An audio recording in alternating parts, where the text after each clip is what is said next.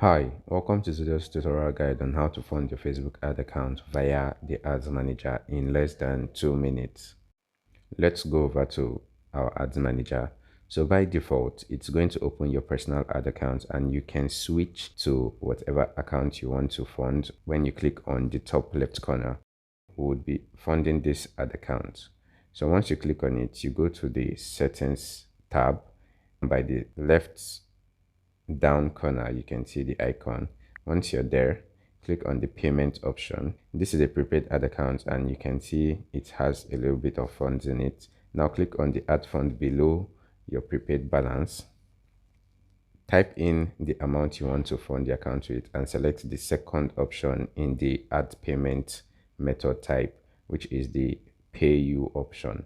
That is the option for prepaid accounts, and then click on add funds. It's going to open the PayU platform where you can put in your card details, after which you click on the pay button. I use First Bank and this is First Bank sites for online payments. Once the OTP is sent to you either on your email or your phone, you can input it here and confirm.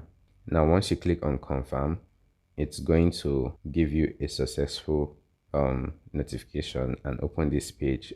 Never mind, just go back to your ad manager.